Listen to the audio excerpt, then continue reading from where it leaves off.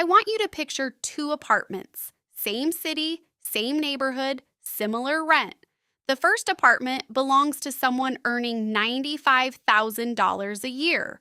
Walk inside, huge TV on the wall, $4,000 leather sectional, kitchen packed with appliances still in boxes, closets overflowing with clothes, spare bedroom turned into storage for things nobody has touched in years. This person checks their bank account with dread every payday. Two missed paychecks from crisis. The second apartment belongs to someone earning $52,000 a year. Walk inside. Modest couch, reasonable TV, kitchen with exactly what gets used, closet with clothes that actually get worn, spare bedroom that functions as an actual bedroom. This person checks their account with calm confidence. 18 months of expenses saved, 20% invested every paycheck. Same neighborhood, same cost of living. The person earning almost half as much has far more financial security. This is not about income, it is about stuff. And the hidden costs most people never calculate. The first person is not reckless. No gambling, no addictions. They just built a life that requires every dollar they earn just to maintain it. The second person learned that owning less does not mean living worse. It means living deliberately, and deliberate living creates financial margin. Hit subscribe to Naomi Capital. New breakdown every week. Everything costs money twice. Here is the first concept that will change how you think about every purchase. Everything you own costs money twice. First, the purchase price. Second, storage, maintenance, mental energy, opportunity cost. That treadmill costs space, $600 to $1,000 a year in implicit rent just to store it. That boat costs $3,000 a year in maintenance even if it never touches water. That clutter costs stress, attention, and focus every single day.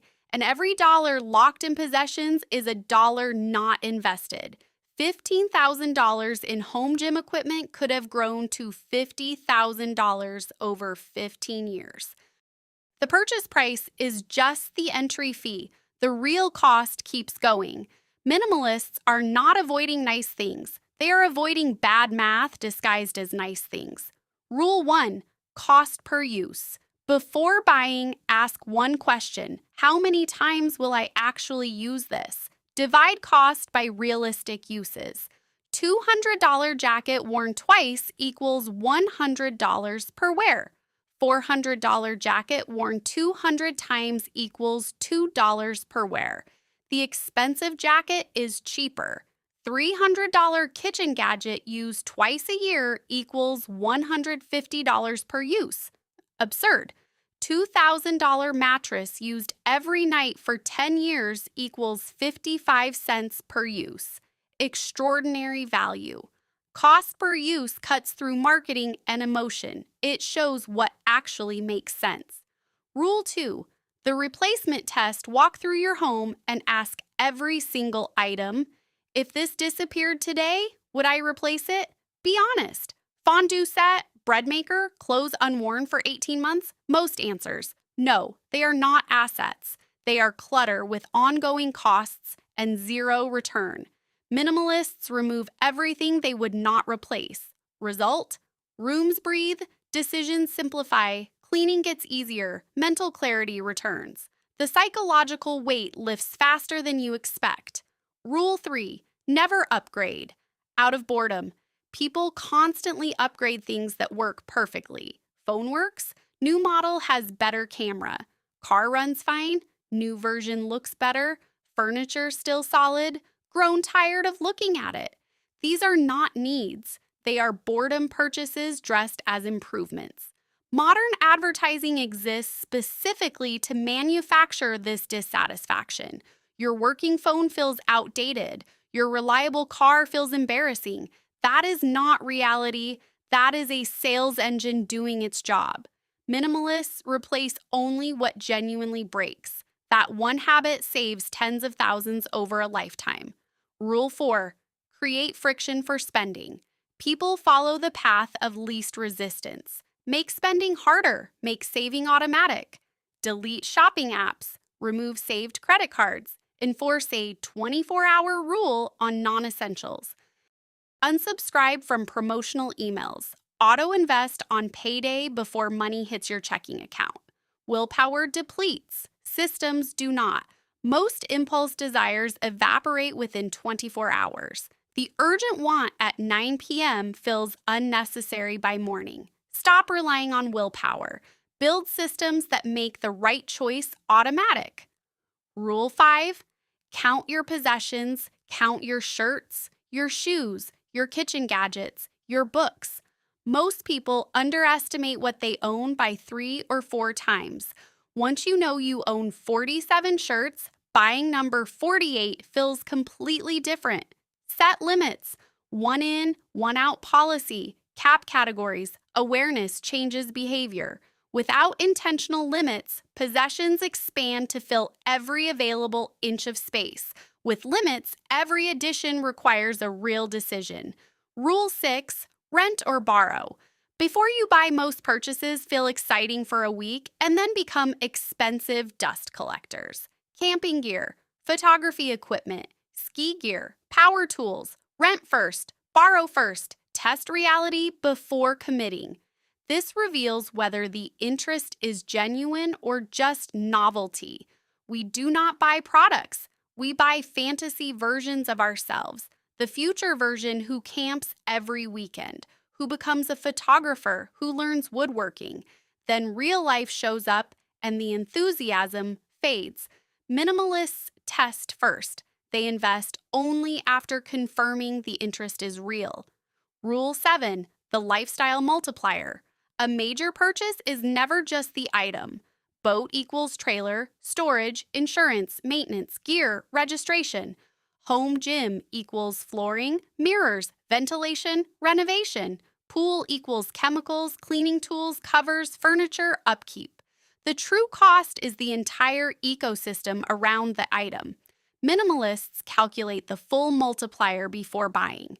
A $5,000 item can easily represent $12,000 when everything is counted. And the reverse is powerful too. Selling one major possession eliminates an entire category of ongoing expenses. Sometimes the smartest purchase is the one you never make. Rule 8: define enough. This is where high earners get permanently trapped. They never define enough. Every raise becomes a reason to upgrade. Bigger home, nicer car, better wardrobe. New lifestyle becomes normal. Now they need another raise just to feel progress. Minimalists define enough before income grows. Enough home, enough car, enough comfort. That creates a finish line. Without a finish line, lifestyle inflation never stops.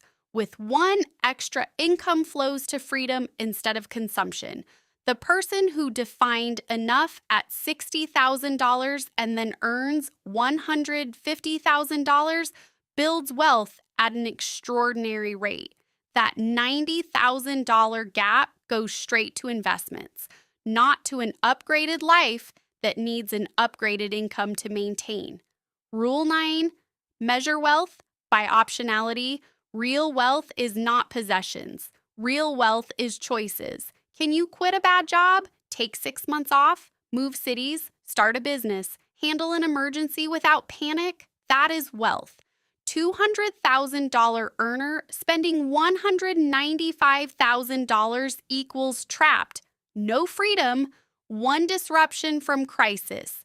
$80,000 earner spending $45,000 equals free, flexible, able to make choices based on preference, not necessity. Every purchase is a trade. You are exchanging optionality for stuff.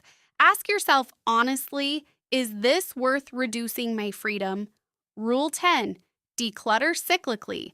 One massive purge never lasts. People purge, feel great, slowly accumulate back, and are right back where they started within 2 years. Minimalists review regularly instead. Weekly, scan what is coming in. Monthly, evaluate one category. Quarterly, assess overall accumulation. 3 items out per week is sustainable forever. 300 items out once a year feels impossible. The small recurring habit wins every single time. Clutter does not arrive in avalanches, it builds one item at a time. Cyclical review catches it before it becomes overwhelming. The real outcome: minimalism is not about suffering, it is about clarity. Beyond basic comfort, additional purchases contribute almost nothing to real well being. Yet most people spend as if happiness grows with every dollar spent. Minimalists spend enough to live comfortably, then redirect everything else toward freedom. That is how $52,000 beats $95,000. That is how one apartment stays calm while the other becomes a storage unit with a television. That is how money works for your freedom instead of against it. Own less, spend deliberately, build margin. Let your money build the life you actually want, not just the life that looks good from the outside. Hit subscribe to Naomi Capital and turn on notifications. Drop a comment. Which rule hit you hardest? I read every single one. See you in the next video.